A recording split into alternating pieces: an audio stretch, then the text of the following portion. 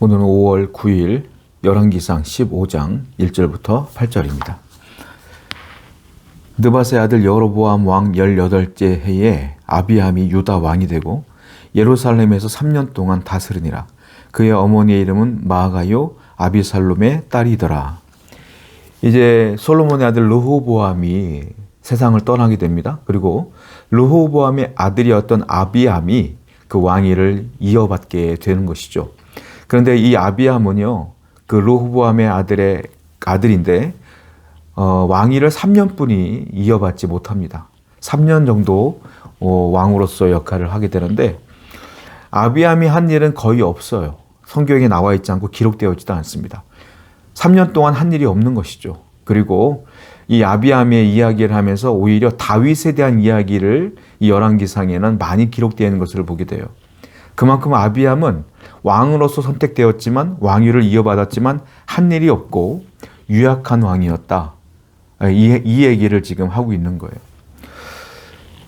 여러분, 우리 성도는요, 이왕 하나님 믿는 거, 이왕이라는 말이 조금 재미있지만 하나님께서 우리를 선택하셨다면, 하나님께서 우리에게 은혜를 주셨다면 하나님을 섬길 때에 최선을 다하셔야 돼요. 이 아비암처럼 아무것도 남기지 않는 자가 아니라 하나님을 위해서 헌신하며 충성봉사하며 무언가를 남기고 갈 만한 열정적인 성도가 되어야 되지 않겠습니까? 복음 전파를 통해서 많은 영혼들을 구원해내는 사명, 교회를 세우기 위해 헌신하고 봉사하고 나아가는 그 사명, 우리가 선교를 위해 노력하는 사명, 많은 영적인 어려움을 당하고 있는 이웃들과 형제자매들을 위해서 기도함으로 그들을 회복시키는 사명, 이런 것들을 열심히 해나가면서 교회를 세우고 하나님의 영광을 드러내며 많은 영혼들을 구원해내는 이 사명들을 감당하고 천국에 가야 되지 않겠습니까? 아비암처럼 아무 일도 안 하는 것이 아니라 성도로서의 굵직굵직한 발걸음을 남기고 갈 수 있는 저와 여러분 되기를 축원드립니다. 3절입니다. 아비암이 그의 아버지가 이미 행한 모든 죄를 행하고 그의 마음이 그의 조상 다윗의 마음과 같지 아니하여 그의 하나님 여호와 앞에 온전하지 못하였으나.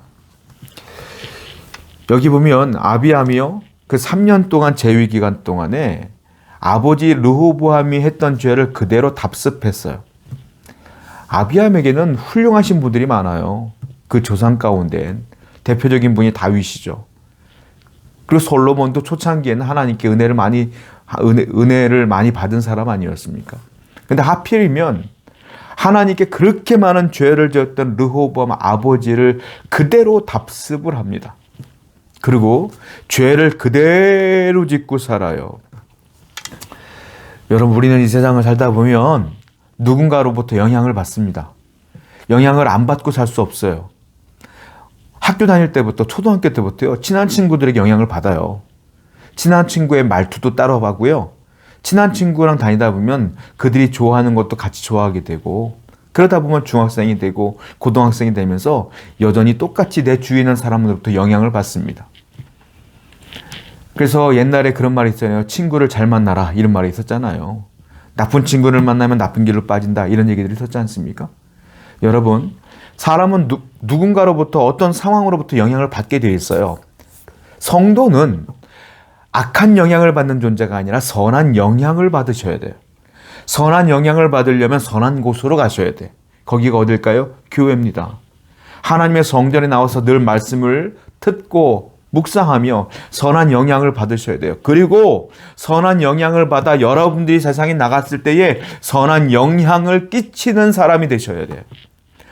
여러분들을 바라보고 사람들이 죄를 짓다가도, 아, 저 사람은 예수 믿더니 저렇게 변했구나, 나도 한번 저렇게 살아보고 싶다 라는 마음이 들 정도로 하나님의 영광을 드러내며 선한 영향을 끼치며 살아가야 된다는 겁니다. 아비암은 다윗 왕이 그의 조상임에도 불구하고 다윗을 닮지 아니하며 르호보암의 영향을 그대로 받아서 죄를 짓고 있더라는 겁니다. 우리는 선한 영향을 받고 선한 영향을 끼치는 성도가 되어야 될 줄로 믿습니다. 4절이에요. 그의 하나님 여호와께서 다윗을 위하여 예루살렘에서 그에게 등불을 주시되 그의 아들을 세워 뒤를 잇게 하여 예루살렘을 견고하게 하셨으니. 갑자기 아비암이 왕인데 다윗 얘기가 계속 나와요. 아비암은 죄를 졌어요. 르호보암도 죄를 지었어요. 그런데 하나님께서는 계속 다윗의 후손들 가운데 왕위를 유지하고 있다는 겁니다. 아니, 르호보암도 죄를 짓고 솔로몬도 솔직히 죄를 많이 졌어요. 솔로몬도 죄를 짓고 르호보암도 죄를 짓고 아비암도 죄를 짓는데 왜 유다 땅에 다윗의 후손들이 계속 왕위가 되느냐? 그 이유가 4절에 나오는데 뭐라고 했어요? 하나님은 다윗을 위하여 그들의 후손이 계속 왕위를 유지하도록 하셨다 이겁니다. 다윗 때문이라는 거예요. 다윗 때문에. 다윗은 하나님께 정직한 자였고 하나님께 순종하며 말씀대로 살았던 분이 다윗입니다. 하나님은 그 다윗의 순종의 삶을 기억하고 있었던 거예요. 기억하시는 거예요. 그리고 약속을 기억하시는 거예요. 그리고 그대로 행하시고 있는 거예요. 여러분 기억하셔야 될 게 있습니다. 무엇일까요? 하나님은 하나님의 백성의 순종의 삶을 꽤 오랫동안 기억하십니다. 기억하고 한번 복 주고 끝내는 게 아니에요. 그들의 순종의 삶을 굉장히 오랫동안 기억하시는 분이 하나님이세요. 다윗의 순종의 삶을 계속 기억하고 오랫동안 기억하여 그 복을 계속 흘려보내고 있다는 겁니다. 여러분들의 가문에 복이 되길 원하십니까?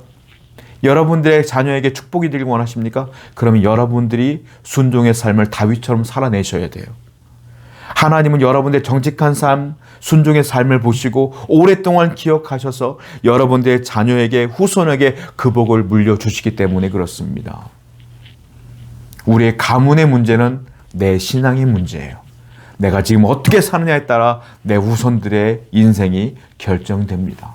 오늘도 최선을 다해서 다윗의 삶을 따라가는 저와 여러분들에게 축원드립니다. 5절입니다.